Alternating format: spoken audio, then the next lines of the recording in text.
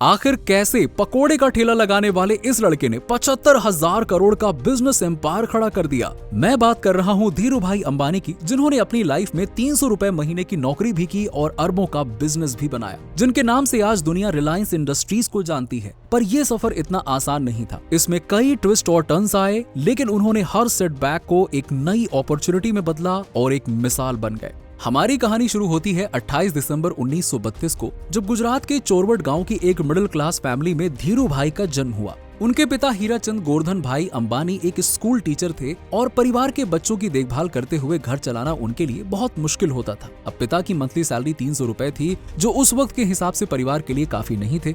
धीरू भाई का मन वैसे तो पढ़ाई में कभी नहीं लगा, लेकिन उनके अंदर कुछ अलग करने की चाहत थी और उन्होंने स्कूल के दिनों से ही सोच लिया था कि जिंदगी में कुछ तो बड़ा करना है, जिसके लिए उनके अंदर बचपन से ही डेडिकेशन नजर आती थी। फरवरी के महीने में एक दिन जब उन्होंने अपने गांव के मंदिर के पास लोगों की भीड़ लगी देखी, तो उन्होंने इस अपॉर्चुनिटी का फायदा उठाने का सोचा और अपनी पॉकेट मनी से 50 रुपए जमा करके मंदिर के पास पकोड़े का ठेला लगा लिया। अब शुरुआत में धीरू भाई का आइडिया तो काफी सक्सेसफुल रहा और उन्होंने दबाकर पैसे कमाए, पर कुछ ही दिनों में उनकी सेल्स पूरी तरह से डाउन हो गई और उन्हें पकोड़े बेचना बंद करना पड़ा।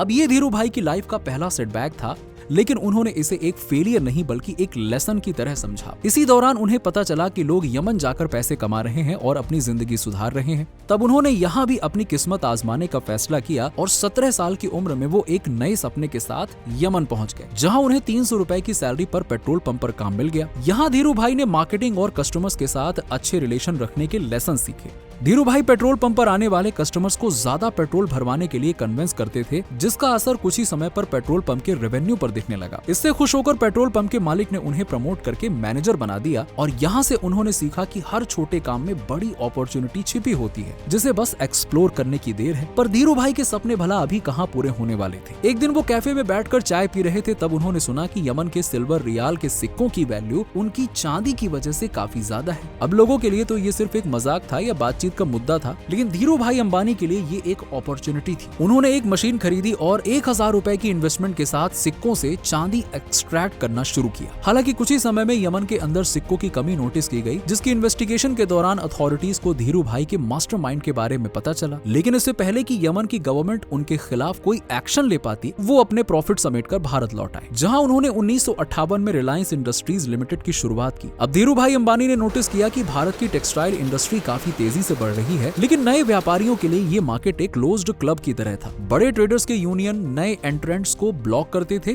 और उनकी मोनोपोली की वजह से नए प्लेयर्स अपनी जगह ही नहीं बना पाते थे। लेकिन धीरू भाई के लिए हर चैलेंज एक नई अपॉर्चुनिटी की तरह था। उन्होंने 15,000 रुपए महीने की इन्वेस्टमेंट से गुजरात के नरोडा में अपनी टेक्सटाइल मिल लगाई और पॉलिएस्टर कपड़ों का प्रोडक्शन शुरू कर दिया। दरअसल धीरू भाई अंबानी ने नोटिस किया था कि कॉटन के कपड़ों के कंपैरिजन में पॉलिएस्टर के कपड़े काफी अफोर्डेबल होते हैं और उनमें प्रॉफिट मार्जिन भी हाई होता है। अपने कपड़े के ब्रांड को यूनिक बनाने के लिए उन्होंने अपने भतीजे के नाम पर विमल ब्रांड लॉन्च किया। अब उस समय पर टेक्सटाइल इंडस्ट्री में पॉलिएस्टर एक नई चीज थी, लेकिन धीरू भाई ने इसे मास मार्केट तक पहुंचाने का फैसला किया। विमल के कपड़े सिर्फ अफोर्डेबल ही नहीं बल्कि हाई क्वालिटी के भी कपड़े थे, जिसके डिस्ट्रीब्यूशन और मार्केटिंग के लिए उन्होंने एक यूनिक स्ट्रैटेजी अपनाई। दूसरे टेक्सटाइल प्लेयर्स रिटेलर्स को वैसे तो धमकी देते थे कि अगर उन्होंने विमल के कपड़े लिए तो उन्हें सप्लाई नहीं मिलेगी, लेकिन धीरू भाई ने रिटेलर्स के साथ में डायरेक्ट बात की और उन्हें एक सिंपल सा ऑफर दिया, अगर आपको लॉस होगा तो हम भरपाई करेंगे और अगर प्रॉफिट होगा तो वो आपका होगा। ये अप्रोच उन्होंने लगभग 500 से ज्यादा रिटेलर्स के साथ फॉलो किया और उनका ट्रस्ट जीता। धीरू भाई का एक और बड़ा मूव था उनकी एग्रेसिव मार्केटिंग कैंपेन। उन्होंने सिर्फ कपड़ों की क्वालिटी पर फोकस नहीं किया बल्कि ब्रांडिंग और कस्टमर एंगेजमेंट पर भी काम किया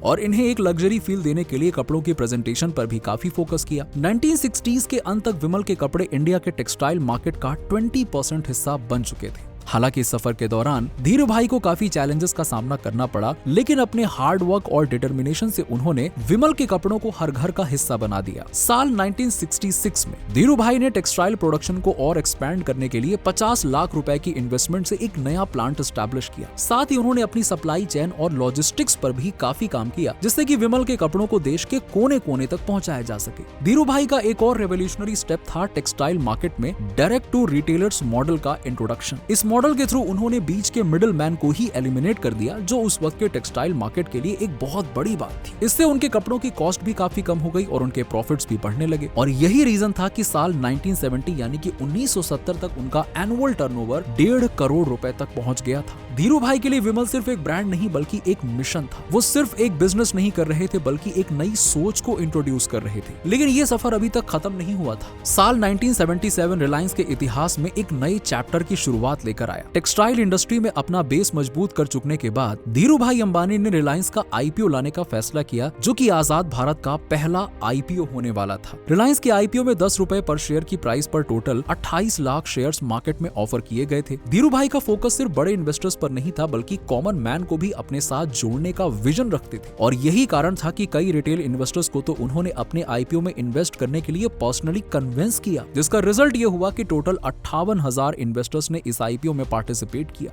रिलायंस का आईपीओ इतना सक्सेसफुल रहा कि इसने इंडियन स्टॉक मार्केट के डायनामिक्स ही बदल दिए। धीरू भाई का एक सिंपल सा फॉर्मूला था, इन्वेस्टर्स सिर्फ एक शेयर होल्डर नहीं बल्कि एक फैमिली का हिस्सा है, जिसके कारण वो इन्वेस्टर्स के साथ एक इमोशनल कनेक्शन बनाने में कामयाब हुए, और ये उनका सबसे बड़ा एडवांटेज बन गया। रिलायंस की आईपीओ के बाद कंपनी की ग्रोथ ट्रेजेक्टरी और भी अग्रेसिव हो गई, और टेक्सटाइल के अलावा धीरू भाई ने नए सेक्टर्स में भी अपने बिजनेस को एक्सपैंड करना शुरू कर दिया।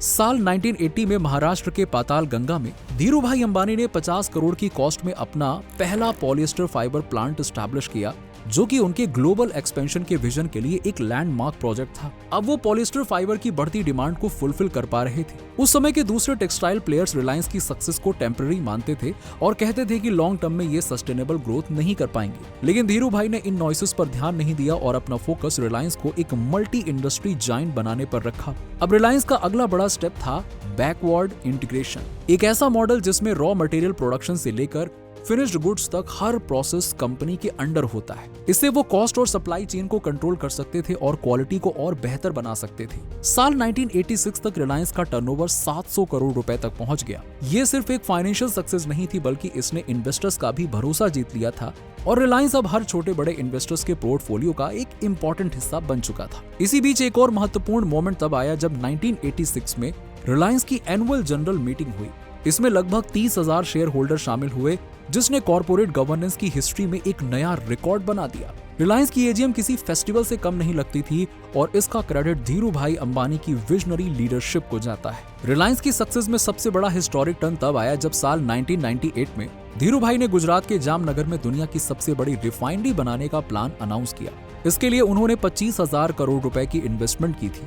जामनगर की रिफाइनरी को 14 जुलाई 1999 को इनॉर्गेट किया गया, और आज इसकी current capacity 12,40,000 barrel oil daily की है। हालांकि इस रिफाइनरी को बनाने के दौरान भी धीरू भाई को कई चैलेंजेस का सामना करना पड़ा। एनवायरमेंटल क्लियरेंस से लेकर फंडिंग तक और इंफ्रास्ट्रक्चर डेवलपमेंट के एग्जीक्यूशन तक हर स्टेप पर हर्डल्स आए। लेकिन धीरू भाई का डिटर्मिनेशन इन चैलेंजेस से बड़ा था।